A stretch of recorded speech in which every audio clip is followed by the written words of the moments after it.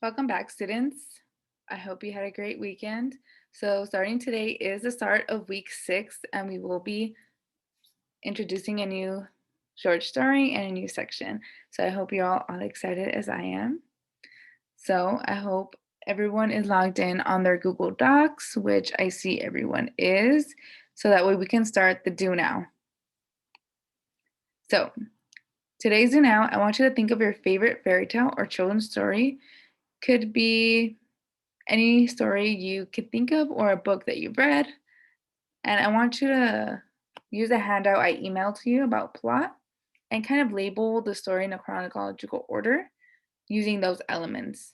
And if you can't, it's okay. We're going to be going over them during this lesson, so you don't have to worry. So I'm going to give you some time to do that. Okay, now that you're finished. So using those same elements, I want you to rewrite the story in a random plot order. So change it up a bit. Get creative. Rewrite the story as if you're the author. Just don't use the same plot, the beginning, middle, end. Change it. Okay, I see everyone working. Good job. Good job, Nathan. Suzanne. So now that you are all done, I want you to write a short reflection comparing the two versions of your story. How did changing the events trigger your perspective as a reader? How did that change how you saw the story? Did it make it more exciting? Did it make it more boring? Did it make it more mysterious in a way? Does anyone want to volunteer in sharing their do now? Okay, Brian. So you're right. You chose the Three Little Pigs. You're right. Beginning is they leave home. Middle is they're building their houses. You're right. The climax is when the wolf is trying to blow away their houses. Good job. And then the end is they eat the wolf. Good job. So how did you change it? You made the end the beginning. You made the pigs eat the wolf. Okay, good. And how did that change your perspective? Does anyone want to kind of chime in for Brian's story? Susie? Eating the pigs eating the wolf is kind of funny and it is kind of interesting, right? It kind of did grab your attention on, how did this occur? Good job. So now that we kind of have this idea of plot, I do kind of want to introduce it because plot um, is more than the story. So before we get into that, can we have someone read the goals for today? Nathan? To understand the elements of plot within a short story, to understand how plot reinforces a story's effects, such as mystery, tension, or suspense, to complete the notes section. Yeah, so using the plot handout, I want you guys to type in your notes. Okay, great. So using the plot handout, I want you guys to type in your notes, kind of follow along with my lesson. So let's start, shall we? So what is plot? Like I said, plot is just a name for the sequence of events. Of course, for example, a story would be the king died and the queen died. That's it. Straightforward. But a plot, there's more to the story. So it could be the king died and the queen died of grief. So now we kind of have an idea of, okay, so where did this grief come from? How did this happen? So that'd be including 5 elements would be exposition, rising action, falling action, climax, and resolution. So we will be finding out what these consist of. So this is our plot diagram. It's kind of different from the diagram I have on the handout, but it is similar because as in the notes, you can kind of see how he's beginning in the exposition. The second would be the rising action. And as you can see, you have A, B, and C because rising action can consist of more than one. And then 3 would be our climax, 4 would be our falling action, and then 5 would be the ending or the resolution. So that's how we're going to get familiar with plot. So this is you. You're the reader. So what is exposition?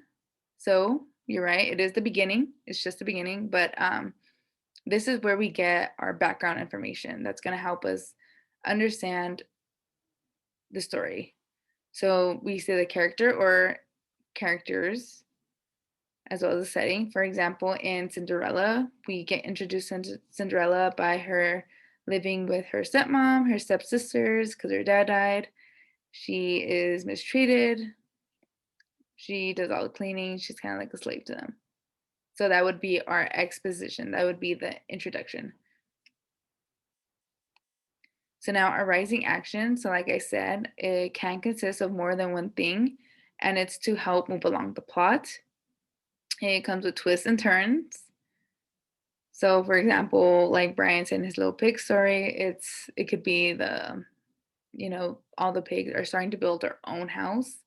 It could be the wolf being introduced because this is where the character kind of you're able to kind of delve into their character, their despair, or like what they want in life.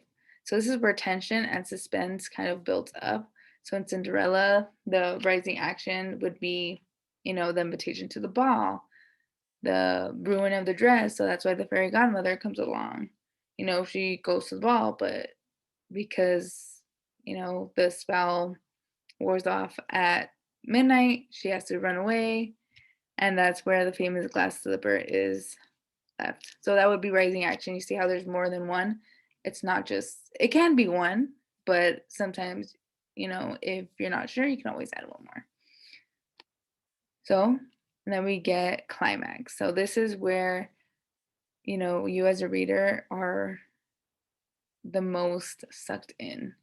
So you can identify the problem or any problems that occur and you're able to foreshadow the story's ending. So, for climax in Cinderella, it would be the glass slipper. The prince is trying to find his princess.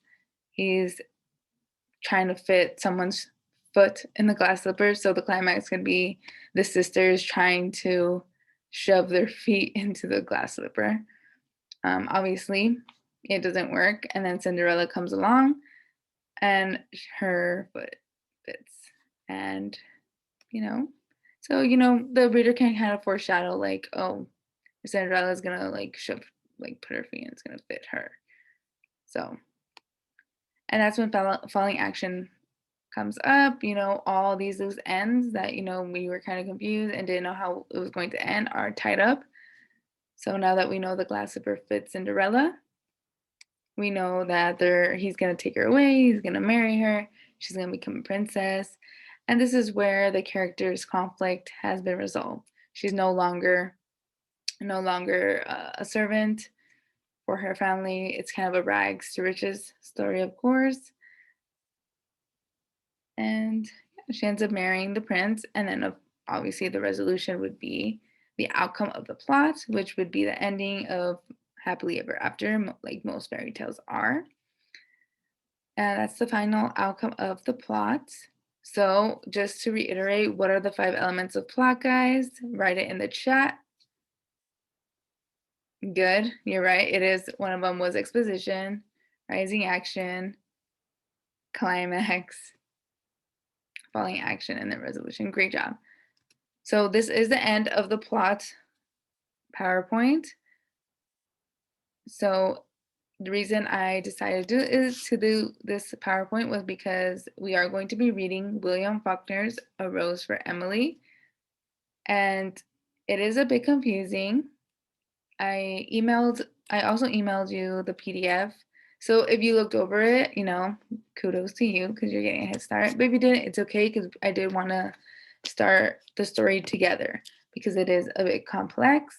It is confusing because you're going to notice that it's not like any other short story where you have a beginning, middle, and end, a classic beginning, middle, and end. We kind of have like the ending in the beginning, and then we kind of have to read to story to kind of figure out what is going to occur.